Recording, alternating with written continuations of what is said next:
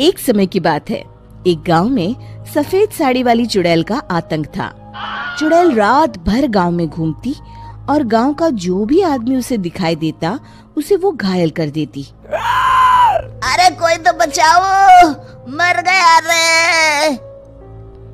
एक रात हरिया अपने खेत से अपने घर लौट रहा था कि तभी अचानक उसके सामने चुड़ैल आ जाती है। अरे बाप रे, ये चुड़ैल कहाँ से आ गई?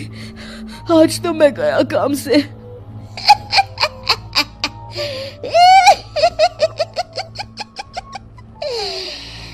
आज मुझे मेरा शिकार मिल गया।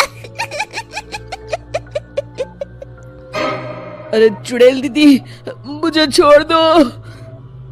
जैसे ही चुड़ैल हरिया की तरफ बढ़ती है, हरिया वहाँ से भाग जाता है और अपने घर के दरवाजे पे पहुँचता है।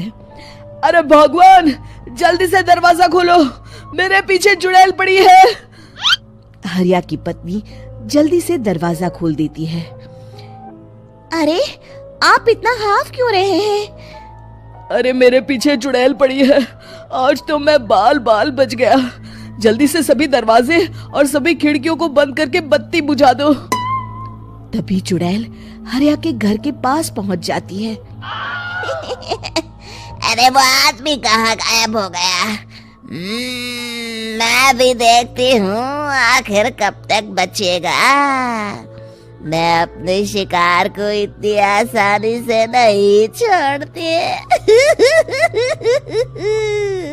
इतना कहकर चुड़ैल वहाँ से चली जाती है।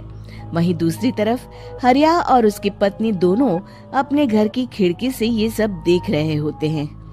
अरे बाप रे, ये तो बड़ी डरावनी चुड़ैल थी। अगले दिन ये बात आग की तरह पूरे गांव में फैल जाती है और धीरे धीरे लोग चुड़ैल के डर के मारे शाम होते ही अपने घरों से बाहर निकलना बंद कर देते हैं। कुछ दिनों के बाद भाई, मैंने तो इस चुड़ैल के डर के मारे रात को अपने खेतों को पानी देना बंद कर दिया है। कहीं मेरी फसल सूख गई तो मैं तो कहीं का नहीं रहूंगा। साहूकार का कर्जा कैसे चुकाऊंगा? अरे भाई, पूरे गांव वालों का यही हाल है। पता नहीं ये चुड़ैल हमारे गांव में कहां से आ गई। फिर एक दिन गांव के पास वाली नदी के किनारे एक बहुत बड़े तांत्रिक के आने की बात कुछ गांव वालों को पता चलती है। वो लोग जाके ये बात गांव के मुखिया को बताते हैं। मुखिया जी, नदी के किनारे एक बहुत ही पहुंचे हुए तांत्रिक बाबा आए हैं। हमें उनसे मदद मांगनी चाहिए। मैंने सुना है वो बड़े बड़े भूतों और चुड़ैलों को अपने वश में कर लेते हैं। मुखिया जी सभी गांव वालों को लेकर उस तांत्रिक के पास पहुंच जाते हैं।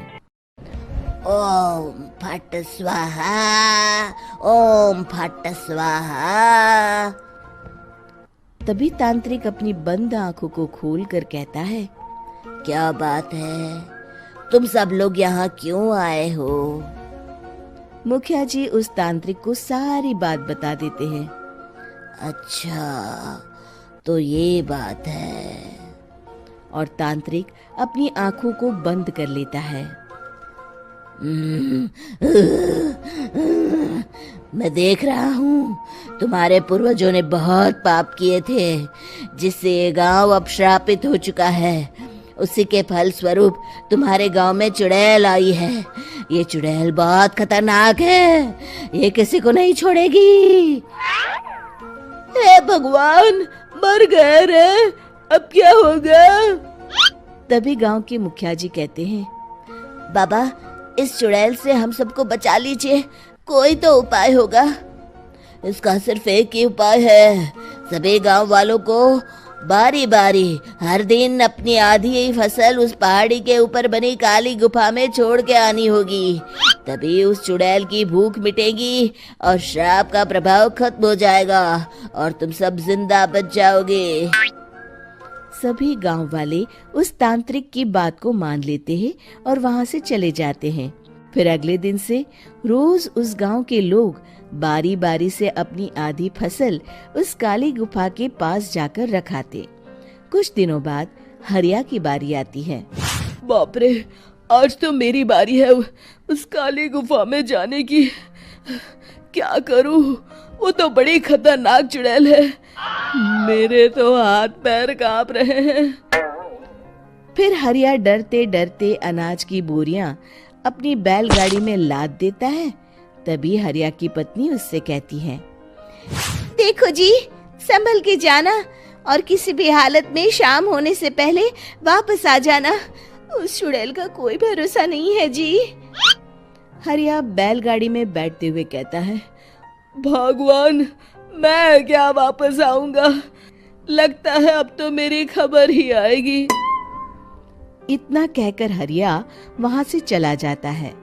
रास्ते में जंगल से गुजरते हुए हरिया की बैलगाड़ी का एक चक्का बड़े गड्ढे में फंस जाता है।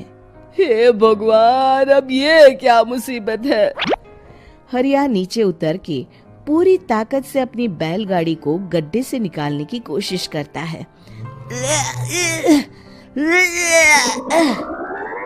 बहुत देर मेहनत करने के बाद हरिया की बैलगाड़ी उस गड्ढे से बाहर निकल जाती है। हे भगवान, अब तो शाम होने वाली है। आज तो मैं गया काम से। जैसे तैसे हरिया काली गुफा में पहुंच जाता है।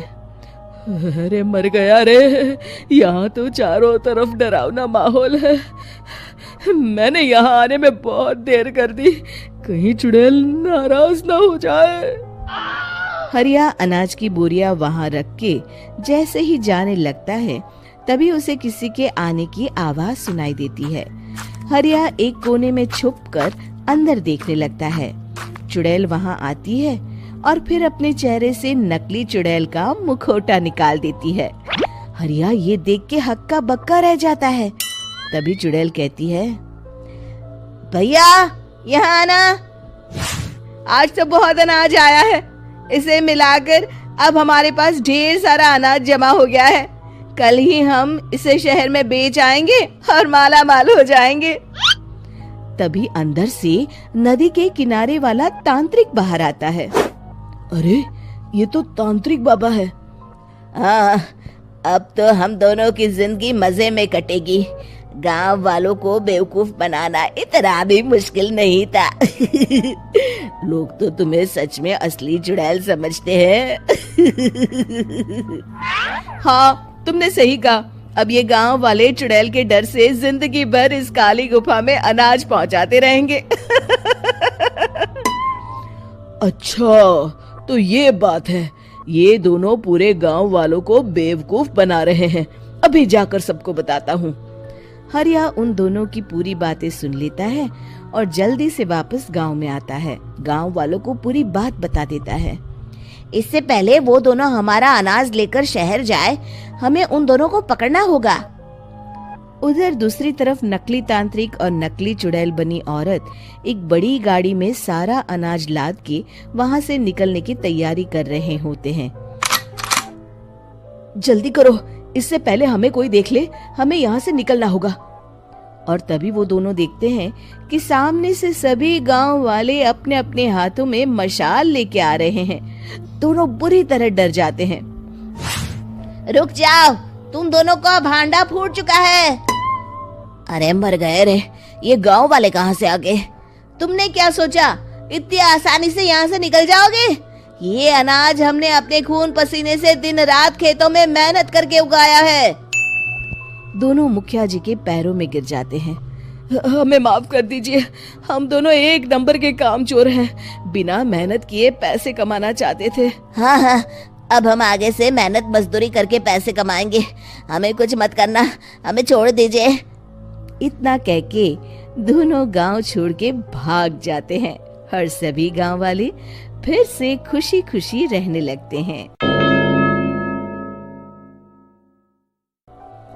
शिक्षा, तभी तो कहते हैं कि किसी भी समस्या का समाधान केवल सूझबूझ से ही करना चाहिए और कभी हिम्मत नहीं हारनी चाहिए।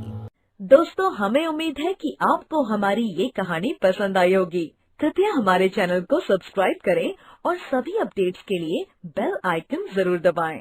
और हाँ, वीडियो लाइक और शेयर करना मत भूलिएगा। Bye bye.